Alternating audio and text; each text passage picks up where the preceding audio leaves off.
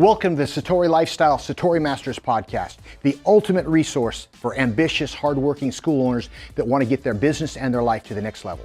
My name is Dave Kovar. I'm a lifetime martial artist, business owner, speaker, and author. My goal is to empower listeners with the knowledge and the tools they need to break through barriers and really get their business and their life to the next level.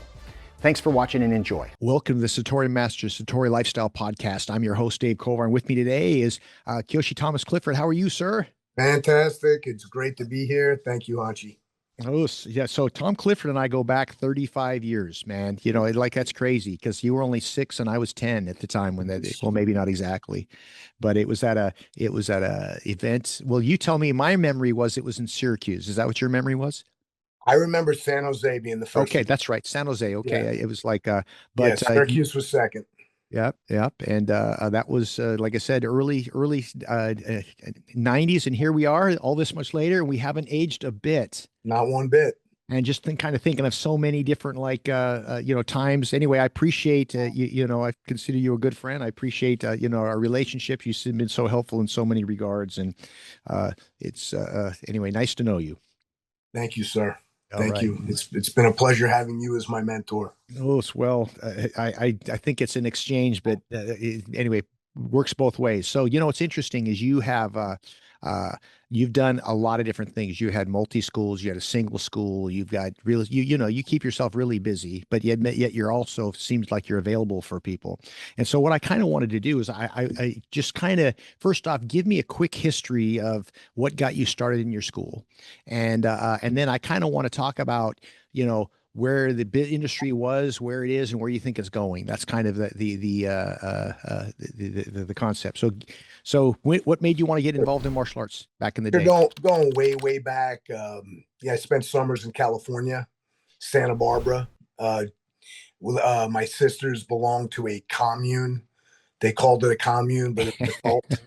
And it was a property right next to Ronald Reagan's ranch. Okay. In Santa Barbara, California.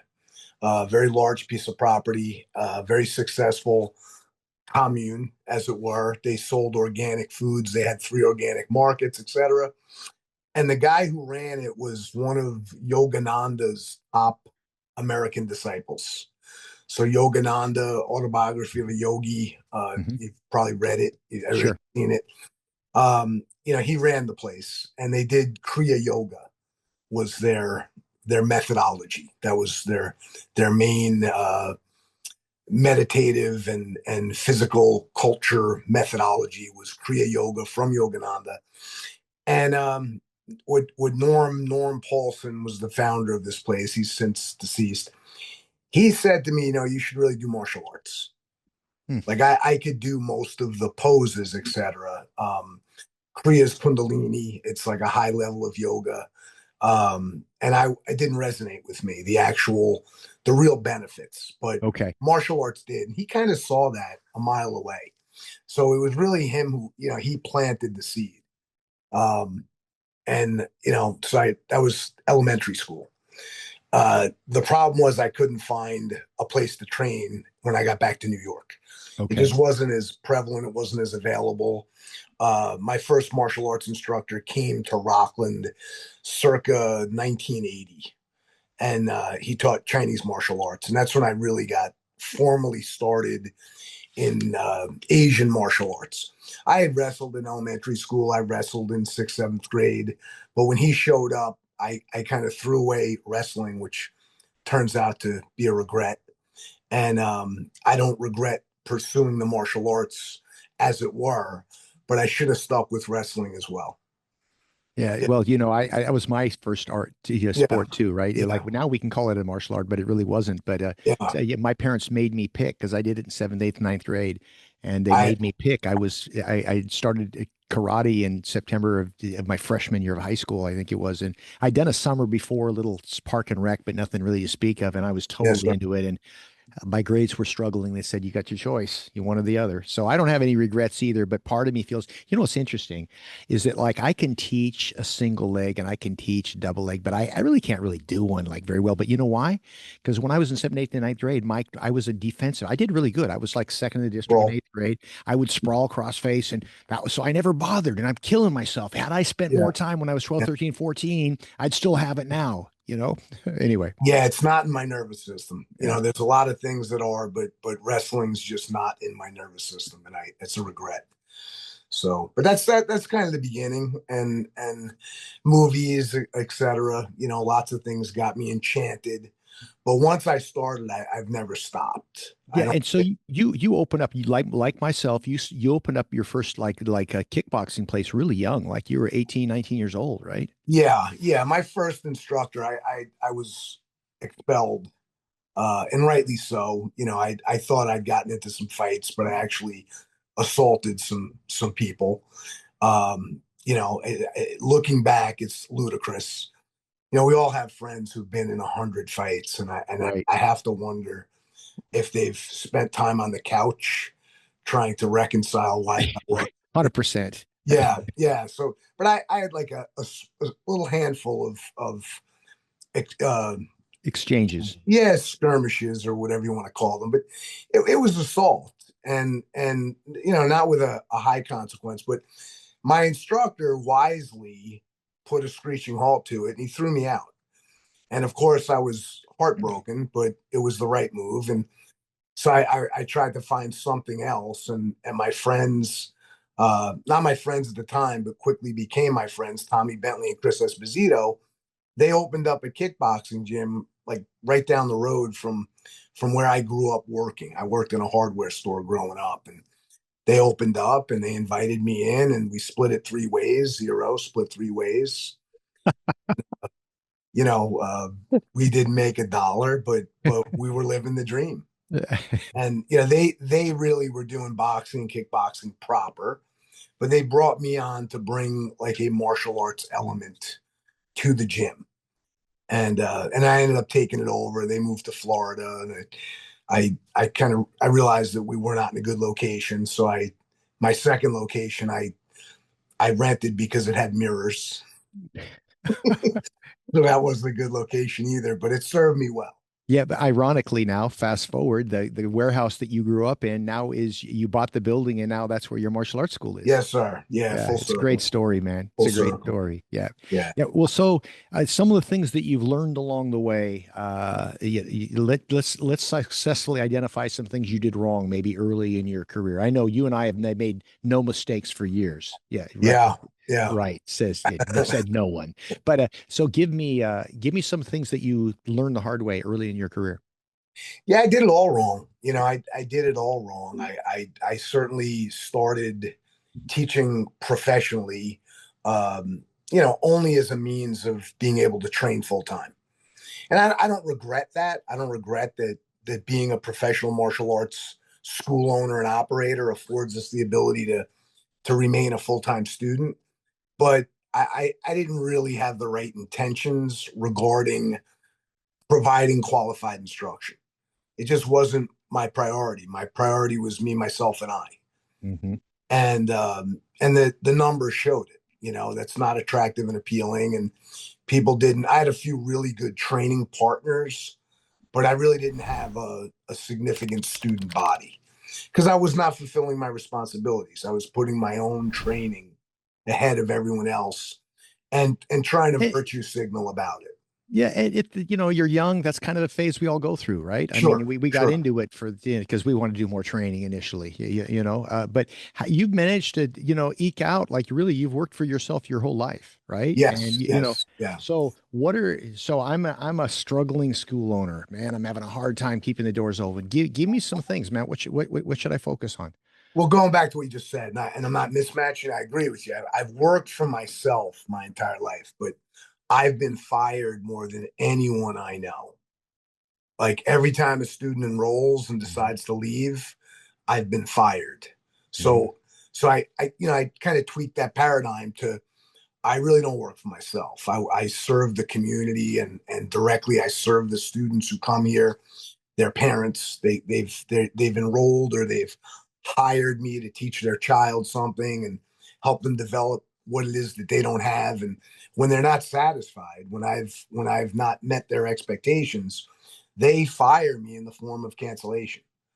So I don't know if that answers your question. Yeah. Like that. Yeah, So that paradigmatic shift I think is important for a new school owner, or a school owner who's been struggling. Is that, it says on your sign and in your advertising, your social media, that you instill self confidence and you help kids develop all these attributes. And then when they come and they don't stick with it, it's very easy to act like, well, they didn't have the self discipline to stick with the Right. martial arts. Well, Right. that's why they hired us. Yes, it's so important. And Yeah, to this point, how many times have I heard someone say, "Man, it's up to them to get their butt here. I'm not their mom. I'm not their babysitter." Well, guess what? yeah, Initially, yes, you are. If in the running joke between you and I, it's only do this with the students you want to keep, right? So, yeah, but if you want a yeah. student, you got to assume that they're going to quit very quickly unless I help them establish the habit of training. And so, if you're Yes, one of sir. the things that I think is so important is that little things like that DNS list, did not show list. How soon can you reach out and call somebody to encourage them to get back in the door?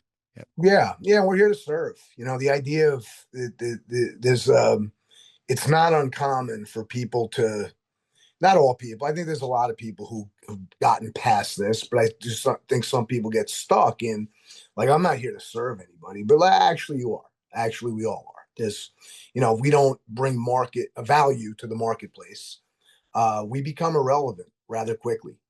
So, the value we bring, a big part of that is an inspiring environment, inspiring instruction. So I would be curious. I would love to hear. I couldn't agree with you more. Is that like some share a story or two with us, with our audience, with a student that like transformed due to their martial arts training? All of them, but specifically, me, I got started. I kind of told the story of Norman Paulson planted a seed, but I didn't want to do martial arts to be a better person. I was a little runt. My friends were growing more rapidly than I was, and Mhm. I wanted to be able to impose my will. Like I martial arts for the right reasons just didn't resonate with me. Like I wanted to be able to beat people up. I wanted to, truth be told, like, full confession, I wanted to be able to abuse my skills. Like, I'm embarrassed to admit that. I laugh about it now, but the truth is, like, I wasn't doing it to become one with the Tao. I wanted to be a tough guy, which I failed. I never became one, but I'm not disappointed.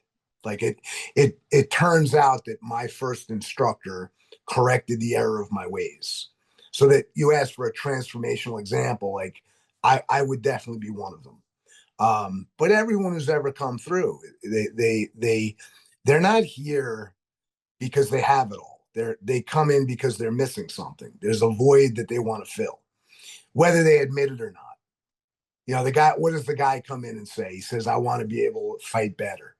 Yeah, nobody says no one. Yeah, Yeah, yeah. yeah, yeah. Like, they don't say, like, I'm terrified, and I know Yeah, I. I can't. Yeah, totally. Yeah, Although yeah, most, I would say, a big chunk of adult males come in for that reason, right? So sure, but they're they not going to tell me or you that on 100%, day one. No, 100%. No, they're no. going to I'll get say, in better like, shape.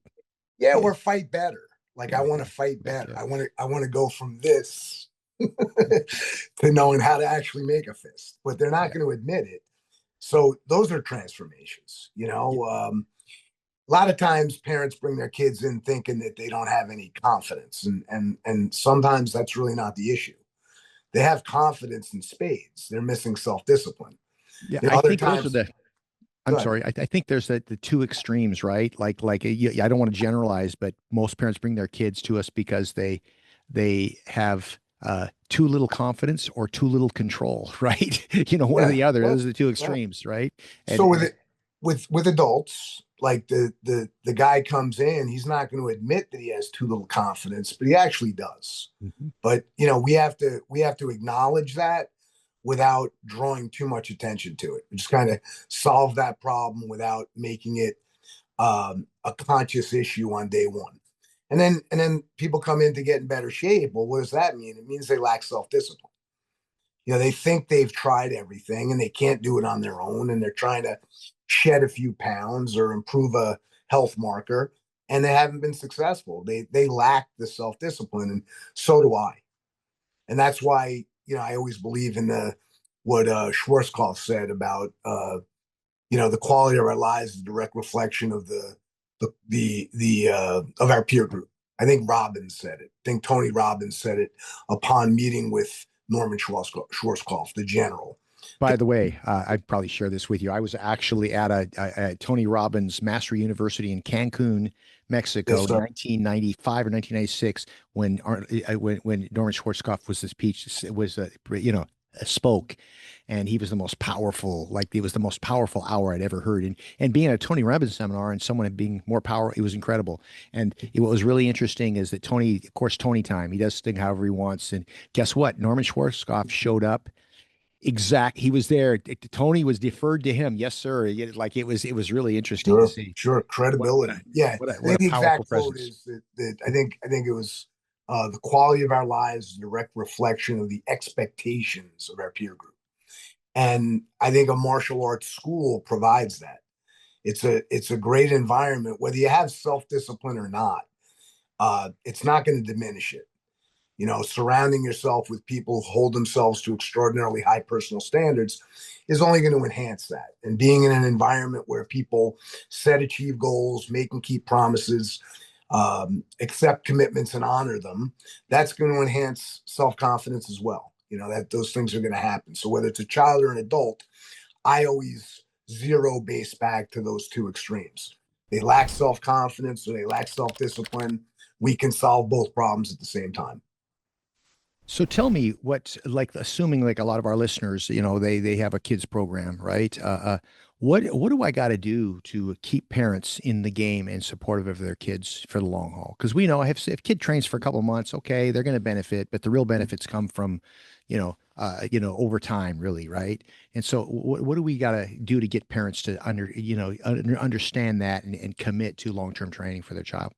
Yeah, they're only here a few hours a week. If the parent does not perceive the profoundly positive effect that their training has on them at home and in school, where they spend an inordinate amount of time, like they're in the dojo a couple of 3 hours a week, maximum, 6 days a week, 7 days a week. Even if that's the case, that's 7 hours. But there's 161 remaining. If their parents don't see a benefit, how their training is having a positive impact on that other time, they're not sold, and nor should they be. They want to perceive the aftertaste. So what do we got to do as a school owner? What do I got to Yeah, do to help sell the draw parent of attention this? to it. Yeah, I like the acronym of notice, appreciate, and believe. We have to be extraordinarily adept at getting people to notice, to appreciate, and believe how they or their children are benefiting from the program. We really Okay, have to so point it okay, out. so my son Alex is in your class. I'm watching him, and you called, or the instructor, you're called attention, and you're over here. What do you tell? What are you telling me? Yeah, I want you to go from this, which we all do, from doom scrolling or working, to actually looking at your child. And then you don't necessarily know what you're looking at. And nor should you be expected to. You haven't done martial arts in this scenario. Your son Alex is out there, and what I want to say is, look at the way he's moving, look at the way he's standing, his voice quality, the way he punches, the way he kicks, his leadership attributes. What it is that he's cultivated. And I'll tell you, more important than any of that is that he's having a fulfilling experience. He's experiencing joy and happiness. Mhm. That's important. Like I have 3 kids, and sometimes they're angry with me, and I love them unconditionally, but sometimes I'm disappointed. But I always like to see them happy. I strike that. I always like to see them happy when they're doing something that's good for them. So if you, as the instructor, come to me and you point out to me, look at Karina out there, look at Calissa, or look at Kirkson, and they're having a peak experience. They're doing something beneficial, and it doesn't have to be spectacular. It just has to be beneficial, and they're enjoying it. And that's a match made in heaven. Martial arts is good for you, and kids love it. Like, that's a rare combination. Martial arts is good for your child, and your child loves it. Like, Okay. yeah. So let's switch gears now. What do I got to do to now from the child's perspective? We got the parents see the benefits. What do I got to do for the kids to love it? So what do we have to do for the child? I like Yeah. a strong start and a stronger finish, Okay. and chaos in between.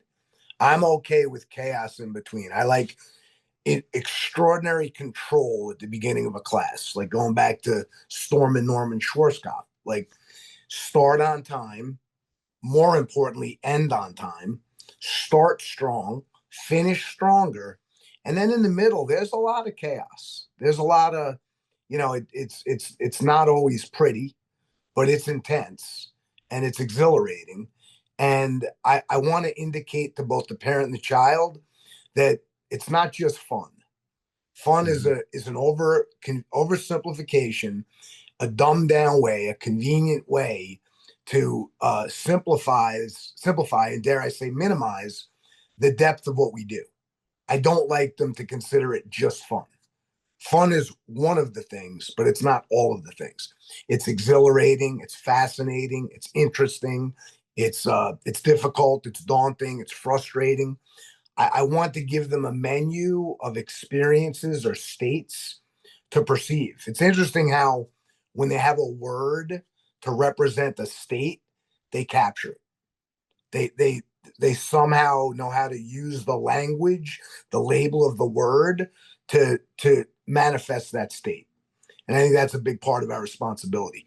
So the child needs to perceive progress. If their parent knows it's good for them, but the child ultimately doesn't want to go, um, again, Hanchi, I don't know what your experiences have been, but my children are extraordinarily effective, conscientious objectors. 100%. Yeah, So, it kind of goes back to what the thing that we have to do is that we have to have the parents see the value in the program, and we have to have yes, it something the kids want to go to. If we don't have that winning combination, if the kid doesn't want to go, eventually they're going to win out. If the parent doesn't want to support it, eventually they're going to win out. It's like we have yeah, to be, yes, and sir. so it's tricky. So Yes. but it The kind other, of has, go ahead. the other big one is I want to make my number one benefit, like what I don't tiptoe around, is they're going to want to quit. And that's why we're here, because we're here to develop a non-quitting spirit. Like, Yeah. our main creed is a stronger body, a sharper mind, and a non-quitting spirit. Well, that's how we cultivate true confidence. Now, if you know of another way, I'm all ears, and then what I get is crickets. Yep. Because without a strong and healthy body, without a sharp mind, how sharp, as sharp as you can make yours, and a Mhm. non-quitting spirit, we're in trouble. We're in trouble. Yep. But we're going to want to quit. And that's how we cultivate a non-quitting spirit. Not when we This don't is want to quit, Guys, but when if we you're want to quit. listening, that's golden. It's so important. It's like you got it. We got it. Can't be afraid to address that because it's the truth, and that's so important. Once parents understand that that's going to happen, then that you arm them with the ability to be able to kind of deal with it better when it does happen. Yeah, the easy way to get that concept through to an athlete is, if you're familiar with doing legs at the gym. We all know that 24 hours later is uncomfortable. 48 hours later is holy hell. Like, you're having trouble getting off the toilet, 48 hours later. As a personal trainer, I'd be foolhardy to not let the client know that. Like, I shouldn't be like, well, I hope it doesn't happen. It's going to happen, and I should let the client know. And now they think I'm Nostradamus. Yep. So If such an important point. I Yep. don't let them know, then I'm Mephistopheles. Why didn't I warn them? Why didn't I let them know? So when I let a parent know in advance, like literally on day one, as much as he loves this or she loves this, there's going to come a day that they're going to say, I don't want to go. They're going to want to quit.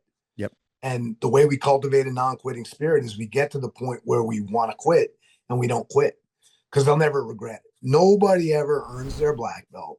Nobody ever achieves their goals if their goals are worthy and say I regret it. Never Yep, happens. 100%.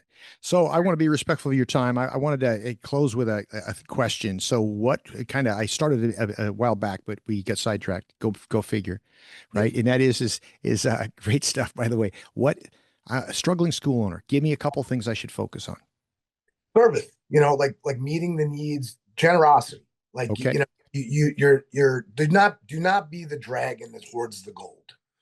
Like you have this incredible abundance of value, of knowledge, of information, of training modalities. Like, don't hoard the gold. Don't squander it. Don't squander it. Like, I don't know what you're saving it for, because you can't take it with you when you go. So, constantly add value. Find ways to enhance the training experience for everybody who comes to see you. Uh, you know, it's inherently difficult. You don't have to worry about making it easy, but you can make it easier. It's inherently difficult. It's always difficult. We're like, how can we make martial arts harder? That you don't have to, but Right. but you can make it easier by making the instruction more effective. I'll Great. say this is a big one. If there's one thing is, and maybe you can this resonates with you, Hanchi, is I remember we wasted a lot of time. Like, I don't like telling back in the day stories, but the back in the day story I'll tell is we thought we were training for 3 and 4 hours. 100%. We We weren't. were, We weren't I training. remember my 2 hour classes. I would be doing like sitting down like a hamstring stretch, and I would look at the clock. Okay, 30 more seconds of this one. I Yeah, was dragging it out. No, it's like keeping it short and sweet. Well, that's great information, and I think the key thing for us to remember is that what we do is simple, but it's not easy. But we show up every day, and we really focus on really. Uh, uh, First off, being genuine with our families, with our students, sincerely happy to see them and the parents, and then can focus on what you said, NAB, notice, appreciate, believe, believe. excuse Yeah, me, yeah, with the parents. Let them notice what their child is, to help them to notice, help them appreciate what's going on, and believe that their potential. And then with the kids, find a way, the old SSO rule, smile and sweat and learning. You make sure they're having the good time. Doesn't mean they're joking, but they're engaged, they're enjoying the process, and stay in the course. And it's simple, but in the long run, man, it's a good formula for success. yeah. Another huge one, and not that you always give credit to others, but you're the one who's brought it to the martial arts, is the time machine, the DeLorean, is communicate with people. Where are you? Where were you? Where do you want to be? Yep. I, Yep. I always use the time machine, is because they don't necessarily know where they want to be, but if we've established trust, if they believe us, that what's better, to be feared or to be loved? I don't Yep. know, but I like being trusted, Yep. Yep. because when Yep. I'm Yep. trusted, I'm appropriately feared and appropriately loved. Right. So trust is number one. A And if Bronx people, Tale, man. yeah, That yeah, was a but great they movie. left out trusted. Yes, Trusted sir. is numero uno. So then when you say that, you ask people where they are and where were they, and then you ask them where they want to be. They're open to you helping to shape where they want Yeah. to be, Yeah. not determine it, but shape it. And that's, for a school owner, that's a crucial competency, is know Love where it. people are, where they were, where they want to be. Love it. Love it. Well, I appreciate you. I thank you for your being on the line today, Thank and you. and Thank look you. forward to seeing you soon, man. Yes, Take sir. care. See you in a week. Bye Thank bye. you. Bye bye. Oos, oos. Thanks, man. I keeping it short and sweet. Okay. It's Yeah, it's okay. perfect, man. Of Okay. course, I would have asked you. Thank you for tuning in today to our podcast. I hope you found it valuable and inspirational. To stay connected, please subscribe to Apple Podcasts, Spotify, or wherever you go for your podcasts. If you enjoyed today's show, please give us a 5-star review. And we really sincerely would appreciate some feedback. Your feedback helps us to create high quality content that will help others in the future. If you'd like to follow me, you can go to Dave Kovar on Facebook or Hanchi Dave Kovar on Instagram. Thank you so much for watching, and I'll see you on next episode.